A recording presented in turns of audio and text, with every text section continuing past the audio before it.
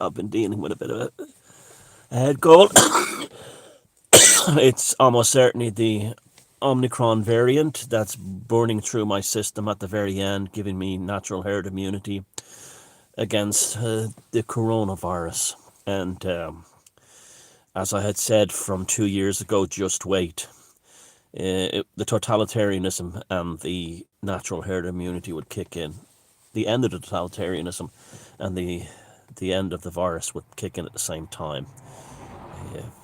Even Bill Gates has had to admit that the the Omicron variant was much more effective and successful, and he said sadly, by the way, than the vaccines. So, but that's not what this video is. I'm going to make a couple of videos today, two or three, at least two. And this is the first one, and this one is addressed to people, Native American people. Now, I don't want to come across as the patronizing white man telling you how to live. I don't want to come across as the outsider, condescendingly advising you, that kind of thing, like lecturing you. This is not like this at all. I'm talking to you as a pagan, as a fellow pagan. So take it in that light. I was talking to a friend in America this morning, and if there's one group in this world that, well, there's a few, but let's talk about one that badly needs it. Paganism is already being under revival now in Europe. Paganism is well and truly coming back, and in North America among sort of Americans, hyphenated Americans, of Irish Americans, Italian Americans, Greek Americans, Americans of European, Germanic Americans, of Scandinavian Americans, paganism is also starting to take root and come back. So aside from that, okay, we've had success there. Paganism, at its fundamental core, it acts as a kind of a spiritual translation system. So, for example, I've often spoke about in Europe, say, a Celtic pagan would have no issue, spiritual issue, philosophical issue, with a Hellenic pagan in Greece. An Iberian Celt pagan would have no issue with a Nordic pagan, because ultimately all the archetypes are the same. They all are very, very similar because they're based on natural law and the acceptance of the natural realities in front of us. And therefore, they're undeniable truths. They cannot be messed around with. They're fundamental. They're fixed constants of the spiritual software, whatever that runs us as a species, and they're only adaptable on a regional level. And this is very important with Native Americans. I'll bring this in a minute. Yes, there's no spiritual fundamental difference between, say, gods and goddesses, archetypes, even mythologies between, say, different branches of paganism around Europe, okay? But because of geographic, environmental, and cultural reasons, of course there will be localized differences. So, for instance, in the Northern European world, Ireland, right, Iceland, the Scandinavians, paganism doesn't really have a sun god. There is. It's not central. Sometimes when paganism, Nuada is associated with the sun, and even Angusog, the god of love, rising on winter solstice. But they're not major archetypes, where you have the Helios thing in Greek, because the sun is there all the time. The Sol Invictus thing in Roman, it's there all the time. You don't have that in the north. So you'd have regionalised sort of variations based on the local environment. So in Ireland, if you look at the Irish pagan mythology, there are certain maxims that are always there. Rivers are named after female goddesses. Wells and springs are very, very important and central. The holy well, the holy spring. The COVID birds, crows, ravens, jays, magpies, very important archetypes, and also salmon. The salmon is a very important animal totem within Irish paganism.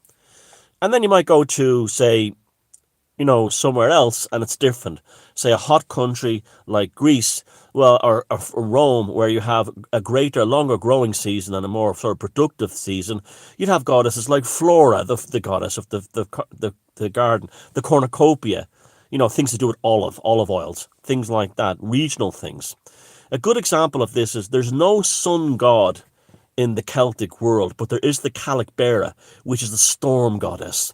In the west coast of Ireland, you have the concept of the storm goddess, or the storm witch, or the storm archetype, maven, and that's the Cailleach. In fact, that's probably where the country Portugal gets its name from, because when the Romans were there, it's called Portugal, the port of the Cailleach, and that's one of the.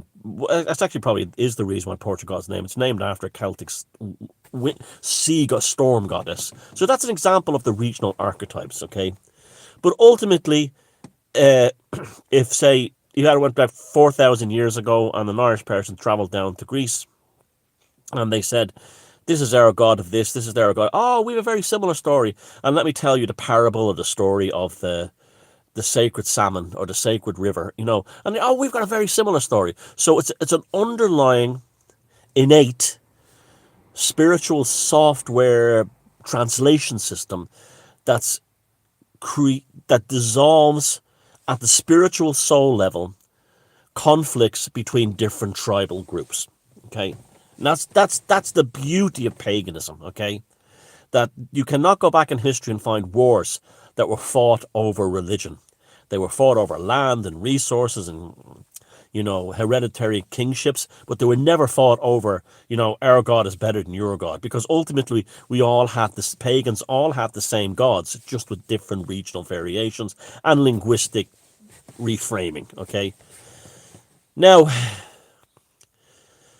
that Europeans have rediscovered their paganism, and even European Christians are even starting to incorporate, particularly among the tribe. I know there's lots of Christians out there among the tribe, and even Muslims. They've started to look at their own little bit of paganism, maybe as a kind of side thing, a kind of like as a cultural thing, not necessarily a religious thing, but it's still very important to have that. This brings us to Native Americans. Okay, Native Americans, yes, you suffered terribly at the hands of the Crusaders. Manifest Destiny was Christian. It was not European. The same thing that was done to you guys by the Manifest Destiny types in the US and Canada and in Mexico as well was done to us pagans in Europe thousands of years previously by the Romans particularly. So you're not unique in that regard. So when you say things like, and then the white man came, yeah, it's easy identifiable that was the colour of our skin. We were white and pink and stuff like that. But these were not fighting on behalf of the European race. They were fighting on behalf of the Abrahamic religion, the Jewish religion of Christianity. The Second Temple, that was what Manifest Destiny was about. It was about the Christianization of the West, not the Europeanism so much, because they were just as willing to move black people out there as anyone other race. In another video, I'll talk about African paganism, but Africans are still very much pagan. There's still a big pagan culture in Africa, to their credit, by the way. And so the Abrahamics was what conquered you, because just like the Abrahamics conquered my people, okay, and all the Europeans. And this is why it took them 1,500 years nearly to conquer Europe. Remember, the last of the Crusades, the Third Swedish Crusade into Karelia and East Prussia, was in the 1500s to crush the last of the pagans of Europe, pagan kingdoms. So it happened here too, There was no difference between Danish and Swedish armies moving across the steppes of Russia, hacking down Karelian and Prussian pagans, as there was Irish Americans, WASPs in the US 7th Cavalry charging across cavalry. It's interesting, charging across, the plains of the Midwest and into the Dakotas and stuff, hacking down Lakota people. You were not being killed by the white man. You were being killed by the Abrahamic mind virus. Same with the pagans of Eastern Europe. They're being hacked down by the Abrahamic mind virus. Okay, now always bear that in mind. Okay, people are people more or less the same all over the world. It's the spiritual nature when that gets corrupted. Now, at the same time too, I'm not blaming Jewish people because the Jewish religion is great and works fine for them. It was when the Roman Empire took the Jewish religion and changed it into this Christian thing, uh, and then from that we had the Presbyterian Reformation. That's when all the troubles began. Okay, but up prior to that, Judaism works fine for Jewish people. That's okay. That's their religion. Good for them, and that's what they do. And but apparently it was taken by the Roman administration, and over hundreds of years, I might add, and weaponized into the military, into the army, through a kind of a readaptation of the Mitra cult, the Mitra sect, which was huge among the Roman legions. But this is a whole other. I'm not going to talk about. I can divert for ages on that, but there's other videos. We're sticking with. But you understand, the same thing happened. So when you have like Native American elders and they're saying things like, "And then the white man came," that's your fundamental first mistake.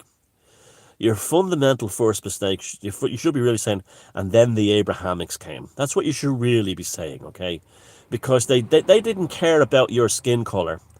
They didn't care about your ownership of land. They didn't care about your a threat to anyone. What they were after was the destruction of your souls. And they did it. And that's why you're a broken people. And the good news is, that's the bad news. I hate to say it, but you're broken people. The good news is, you can unbreak yourself. The Irish were broken people. Look at Ireland under Catholicism in the 1930s and 40s and 50s.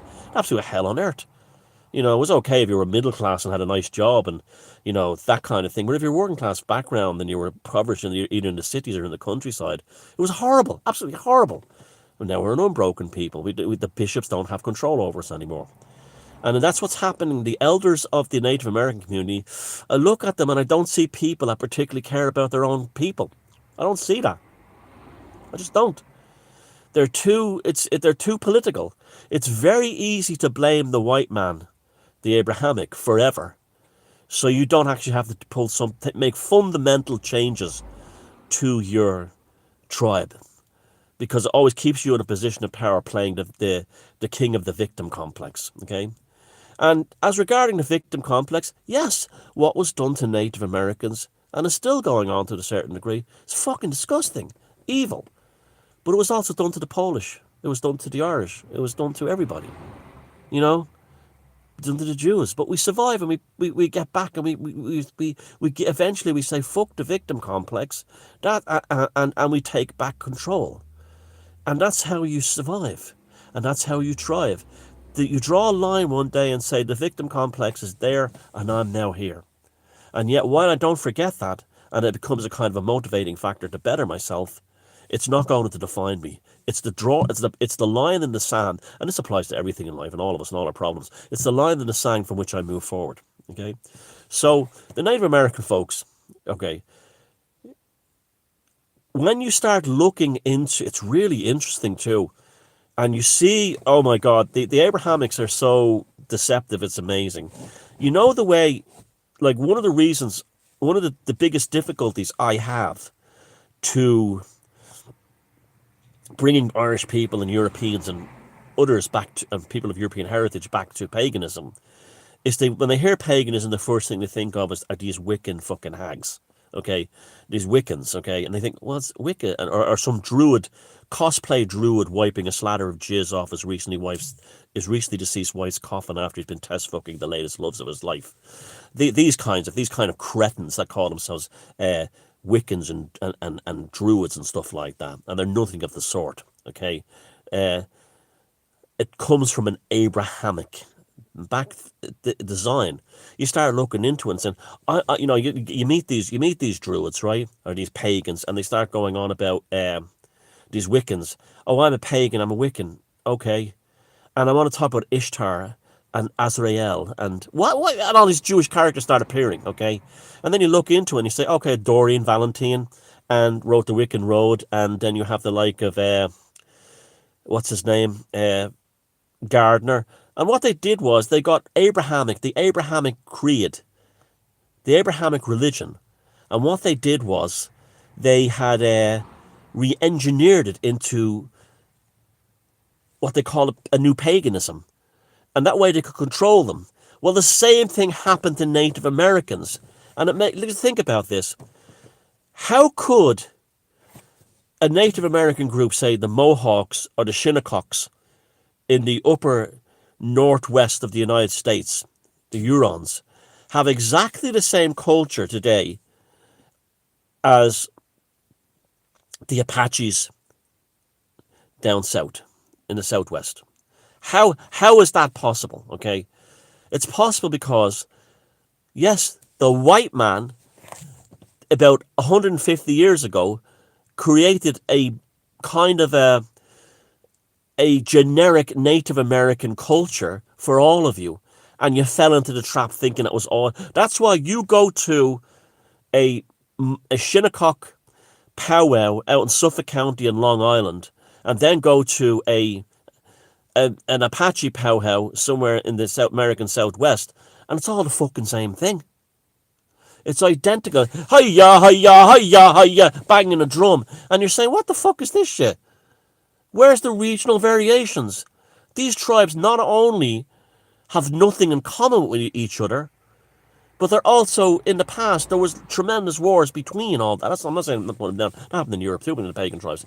But they were all at war over territorial wars before the white man even came. So they would have had very distinct cultures, cultural differences. But yet everywhere it's hiya, hiya, hiya, hiya, hiya. And it's like this weird, you look at the kind of spiritualism that's applied to them, it's all this weird kind of like Buddhist kind of thing almost. And that's, and I'm looking at this and you read the book and you see how it's been engineered. You read now Carlos Castaneda's books, the Don Juan books. Back in the day, tremendous entertainment they were. Tremendous entertainment, okay? But they were not. They were kind of, again, when you think about it, the white man imposing this culture upon the Native Americans, the First Nation people, through the whole thing of it's all about psychedelics. It's all about this and that and the other. It's all about like peyote and stuff like that. When in reality, it wasn't about, you cannot define an entire culture around peyote than you can other around magic mushrooms. They were part of a smaller process, but they were not the defining aspect of those cultures. And this is why, when you see things today like the World Economic Forum, following on from the spirit molecule, get very interested now in getting us all on hallucinogenics so we're easy to control. Be very fucking careful of these hallucinogenic, entheogenic shaman types. There's been lots of stories of the shaman who got these women, raped women inside the yurt after getting them high or getting them on, hallucinogenics. Well, the fucking same thing. The World Economic Forum is doing the same thing now with our people, the human race as a whole, because they're seeing that. When you think of the World Economic Forum, think of the dark druids that John Foster Thorpe spoke about in the past, or the sons of darkness that you had in Atlantis that Edgar Casey and Steiner talked about. Okay, think about it in those lights. But within that sense of things, right? So Native Americans, you have got to throw away your powwows. Now, this again, it sounds like the white man telling you what to do, but I'm telling you as a pagan brother, okay, from across the sea. This is how we did it.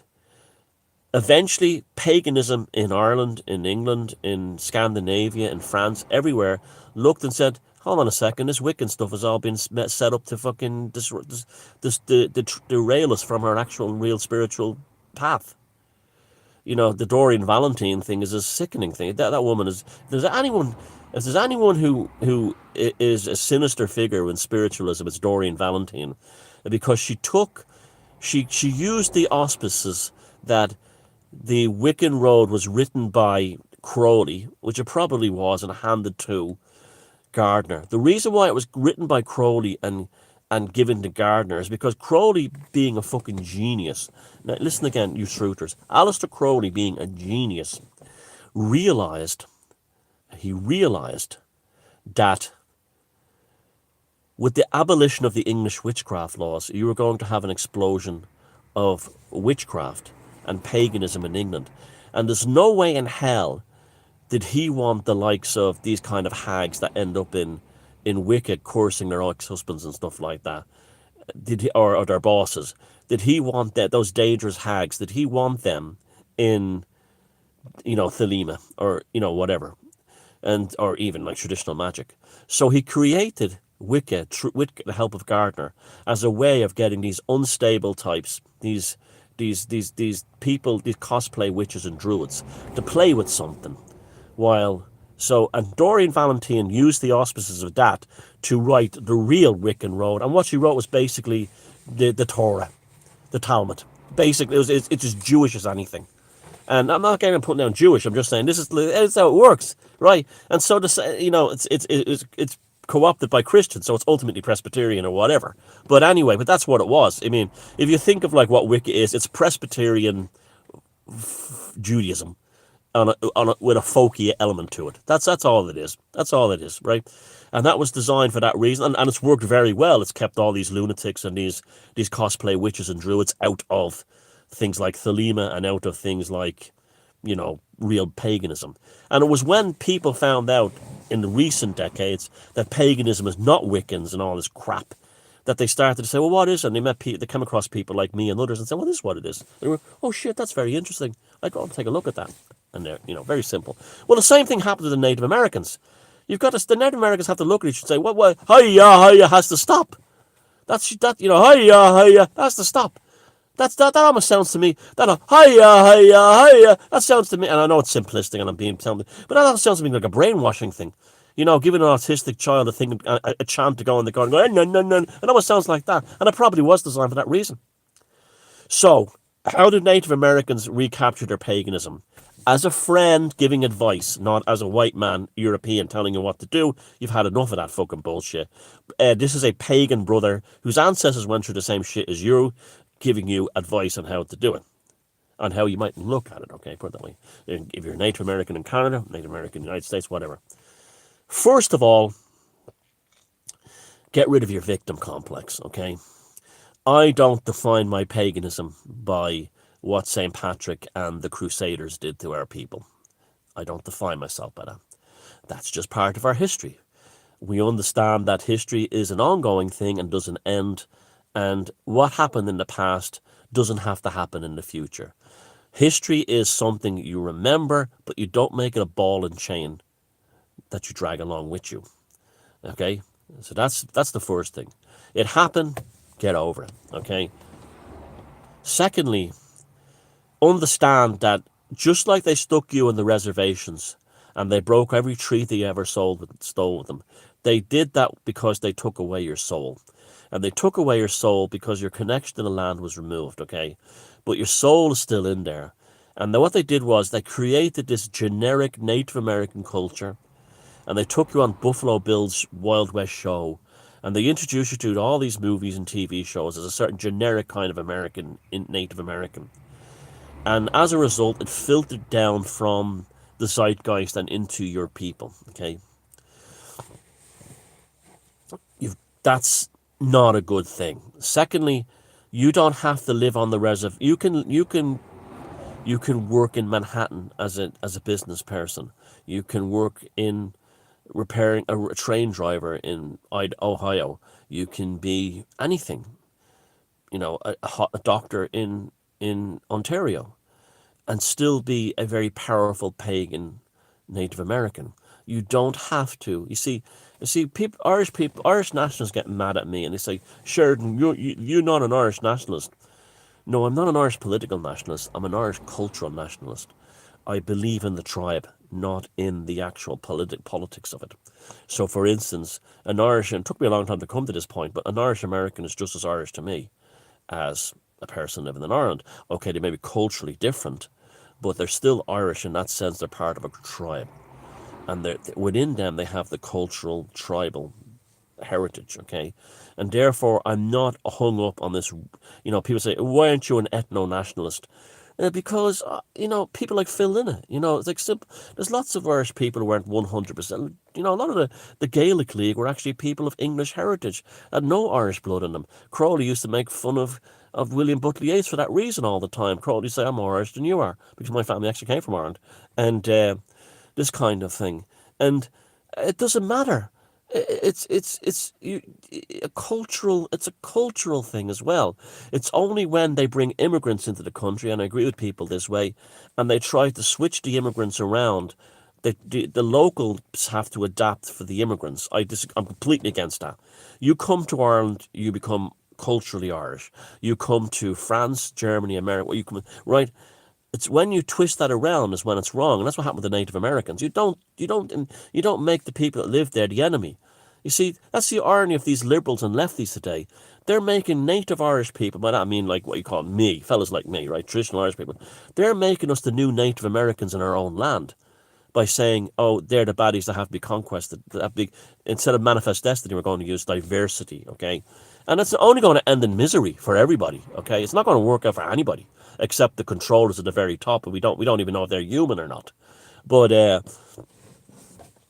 same. That's why I'm not a political nationalist. I'm a cultural nationalist, okay?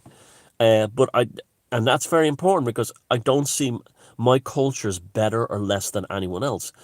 Can equally respect any other culture around the world and enjoy them. I can go to Italy and live Dolce Vita. I can go anywhere in the world and respect and love their cultures like I did in Sri Lanka. But the the holding on to one's culture is like the retention of a pure pigment. If you have a box of paints, yet you can mix red, yellow, blues, and to get all different colors and tones and pigments, but you can't do it if you don't have the pure pigment of red, yellow, and so on. You can't do it unless you have those pure pigments. You can't make purple unless you have the original red and the original blue. You can't make green if you don't have the original yellow and the original uh, blue, and then you can make a green. You start without the original pigments, you cannot make the rest. So you have to retain the original pigments, and this is why I mean by cultural nationalism that it's okay, having diversity and having all these different variants and colors and hues and tones. And I mean this is a metaphor. Those of you who are on the autistic scale in the Truther movement, I'm talking metaphor here, and also those of you on the autistic scale in the left wing liberal movement, I'm talking metaphor here, allegory. Okay, I'm not talking literal. And so there, but you still have the original pigments. You understand? You have to have them, otherwise you can't make those variations. So you have to safeguard and protect the original pigment. And that's all. That's cultural nationalism to me. The red, yellows, and green paints must remain. Or blue paints must remain, so we can make the greens and the purples and the other oranges and so on. And that's how I feel about it. And I think that's a logical way of thinking about it. You cannot destroy the indigenous culture of anywhere, otherwise you haven't got the original pigment from which to create your other hues and tones. And so this is lost on lefties and liberals because they're mentally ill and stupid and uneducated for the most part, and they're really all on the autistic spectrum at some point. But and I'm not saying as a conservative I'm very much an anarchist. I'm just pointing out natural law is the only thing that defines me, the concept of natural law. And so the concept of natural law being applied to Native Americans is throw away your powwows because they're all the same. Say you're in the Iroquois or somewhere like that in upstate New York. Throw it away and start looking at, well, what would our regional ancestors been into? Forget what the John Wayne impression of an Indian from an Indian from Hollywood. What would our ancestors be like? And they start to look at the natural environment. Well, they lived in woodlands and lakes, and those seasonal changes because there was cold winters and hot summers, and they hunted deer, and there were certain animals that existed here that didn't exist down there, and there was certain interaction with other. And then you start to build what happens is that the activization of the regional DNA code the tribal code starts switching on inside you, and you start to become more and more like your ancestors really were, and less like the generic First Nations Native American thing. Really, really powerful stuff, and your engagement with the land changes completely. Okay, and you don't, like you don't. You see, if you're a cultural nationalist, you're less likely to go to war, because that can also lead to your annihilation, unless you can, really be clever about it. If you're a cultural nationalist, you exist regardless of who attacks you, because it's in your culture. I mean, that's one thing we should learn from Jews. They've kept that culture alive for thousands of years until they found their own homeland. That's the same thing. It's, I'm a big believer in the waiting game. Like I spent the last 2 years since the Rona thing. I said to you, just wait, just wait, just wait. And eventually, the restrictions, most places, and I know it's still going on somewhere, Canada and Australia, but New Zealand, but most places were dropped. From an Irish context, we were dropped here, more or less. The masks end in a week or so. The mask mandates end in a week or so. And that's just about everything except the international travel thing, and that's outside Ireland's control anyway. And the Omicron variant would eventually raise up our T cells and defeat the and tame, because the virus wants to live inside your body forever. So that way it has to. That's what herd and natural immunity is, natural law. The virus finding an equilibrium of existence inside your body, so it can live inside you without killing you, and you can live without killing it. And that's the natural equilibrium of law. And if you apply natural law to everything, you will find that it's really helpful in life, and it's something you can really grow as a person and a people and a family and a tribe from. I mean, the tribe that we have, we're all based on natural law. We're all so different, but yet we all have this fundamental belief. No, there is a sort of a software to the universe, and the politicians can't regulate that. It's innate and inside us. Well, that's what the message of this video is to the Native Americans, is to embrace your regionalism, your spiritual regionalism, break away from the concept of one great people, and go into your micro tribes, micro tribes, and rebuild a spiritual tradition and a cultural tradition based on what you had locally from the bottom up. And you'll be amazed how quickly things get better. Because you can't sit in those reservations on a sofa watching TV all day, blaming the white man. I know that's not typical. I know there's Native Americans who have jobs, and I'm talking about, but that's what they want from you. They want you sitting on a sofa all day, eating a hot dog wrapped in a piece of Wonder Bread, watching Nickelodeon. That's what they want. Cartoon Network. That's what they want from you. Don't give it to them. Rage against them. Rage to live. And so that's my message to Native Americans. Get back to your paganism on a regional basis and stop with the whole powwow nonsense, because that was created to hold you down and not to lift you as people. And I remember seeing like that pipeline. I remember there was a big pipeline sag about 5 or 6 years ago, and they had these native elders doing some dance, and it was ridiculous. They were dressed like Elvis at Las Vegas. Your ancestors didn't dress like Elvis at Las Vegas. So